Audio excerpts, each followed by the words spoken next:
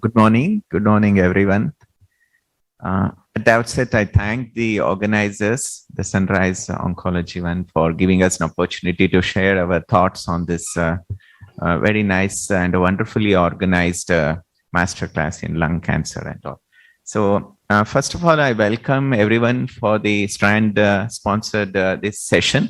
So before that, we should know the Strand one, because there is always a confusion that past 20 years, there is all in the healthcare, but all the senior doctors will know, but the youngest will not know. But whatever it may be, the Strand has been in the business for quite a long time. And the sponsorship of this is to reinforce our commitment to the oncology, or a precision oncology one and all.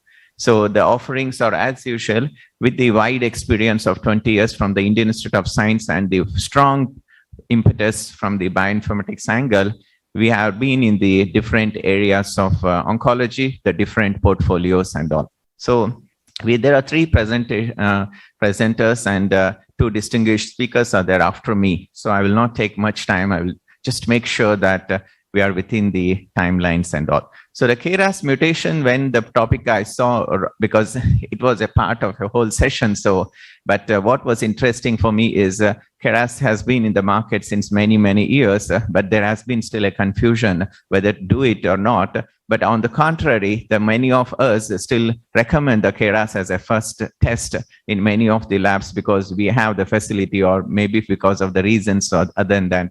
So in this perspective, but KRAS itself has a very great importance in our clinical practice and all. So if it is functionally, it is very important in the cell division, cell growth, cell proliferation and all. But any of these mutations will lead to the uncontrolled cell division and all. So mitosis and all. So that's the main reason where it disrupts the pathway and leads to the cancerous cells and all. So, and their family members like NRAS, HRAS also play a very important role. So this group of oncogenes has a great implications even in our clinical practice, but with the evolution of the other technologies and all. But why it is important is not only in the lung cancer, but KRAS has been very important in the colorectal cancer, pancreatic cancer, and so that makes it very important in the solid tumors and all.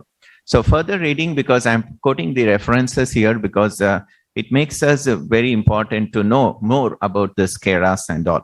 So like I rightly mentioned, the active state of the KRAS signals from the cell membrane and leads to the tyrosine receptor, tyrosine kinase. And also yesterday I was in a presentation in the Hall B. So it was very wonderful presented in terms of dissecting the phenomena of the KRAS and the EGFR and the different roles of this and all. So also in the emerging biomarkers and all. So although it has been there in the KRAS mutations and all, but what is very important is we need to make sure how to analyze that and the interpretation of this. So that's what is the today's my topic for this and all. So whenever there is a lot of discussions when I do with in my CME and all with the doctors and all, so wherever there is a KRAS mutation is detected and all. So but my first question will be that whenever there is a KRAS mutation is detected, you need to understand that what exonic regions are detected and what are the codon regions which are detected and all. So in the next two slides, I will able to share that, although the exons, there are 6 exons for the KRAS gene, but the 2, 3, and 4 of the KRAS are very important from the perspective of the lung cancer and the colorectal cancer and all. So as I have mentioned here, more based on the reviews and all, 90% of the KRAS mutations are detected in the codon 12. So that makes it very important. And also in the exon 2 and 3, also there are very important one and all. So these mutations, how they are developed and what are the RSIDs, we will see in the next slides and all. So this is a very important slide, I should say. Everybody should know. And if you want the original paper of this, so kindly go back. I have put the reference there and also, and if you write to me, then I will able to share with that. And so why it is very important is, so I've seen many of the tests in the IHC or a FISH tests or any of even the RT-PCR tests and all. There are tests which are saying we also do the KRAS mutation detection and all. But what they are covering? So are they covering the exon 12, the codon, the exon 2, or what are the codonic regions they are covering and all. So this makes it very important here.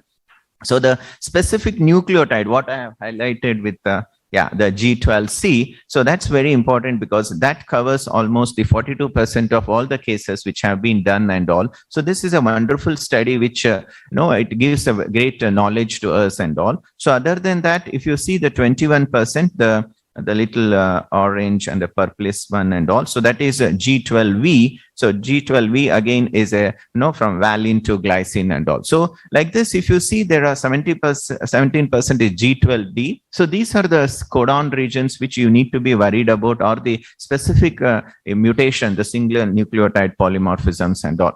So why it is very important for our diagnostics and the choice of therapy and all? Because the lung cancer diagnosis has never been a problem, or probably some of our thoracic surgeons, pulmonologists, or any of our medical oncologists were able to catch that as early as possible and all. But what is very important is the choice of therapy and how exactly the treatment regimen need to be followed and all. So in that perspective, if you see exactly here, the specific KRAS mutation which has been spoken, and also in the yesterday some of the presentations, I could be able to see that there are a lot very nice clinical trials are ongoing in India, and also the therapies, there is strong support to the pharmaceutical company and also I was able to see that kind of the comments also, that we need to support the pharma companies in regard to get these drugs to our patient population and all. So what was very important one which was highlighted is the G12C mutation. So that results from the nucleotide transformation with the guanine replaced by the thymine at the coding region of 34 and all.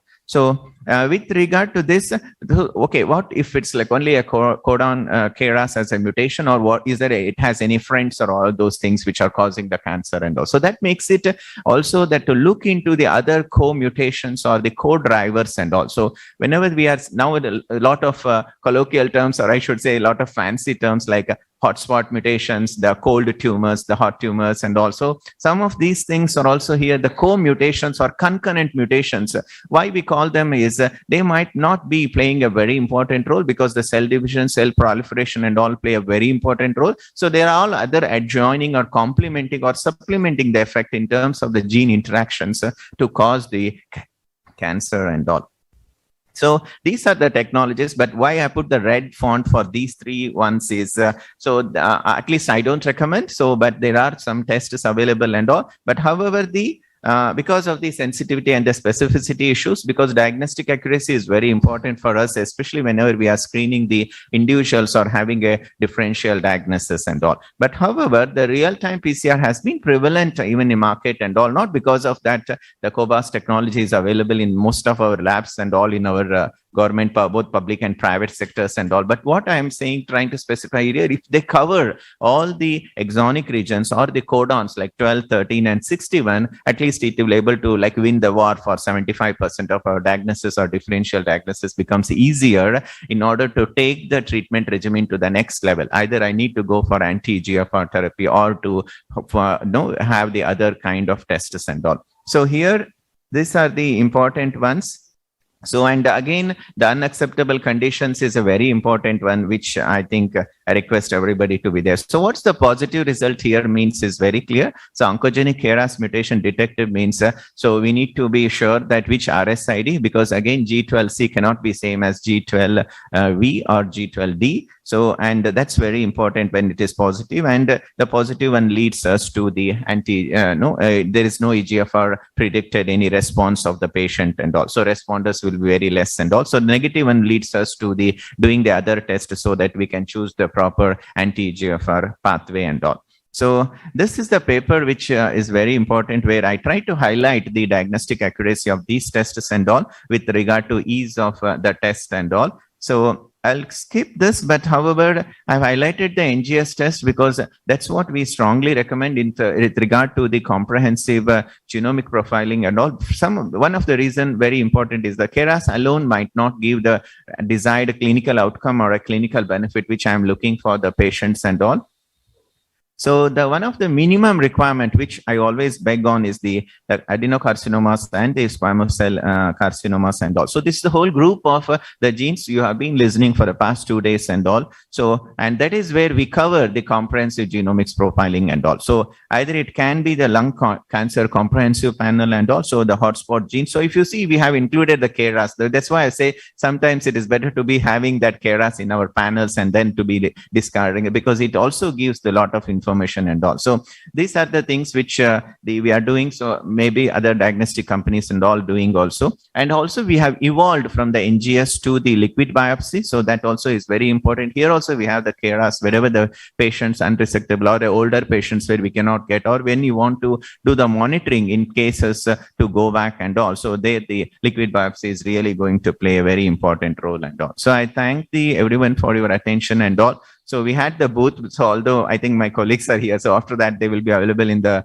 booth and all. So yeah, looking forward for any questions and all. And if you have any specific questions, so please write to us. And yeah, it's been pleasure presenting here in India. Thank you. Thank you, Dr. Prashanth.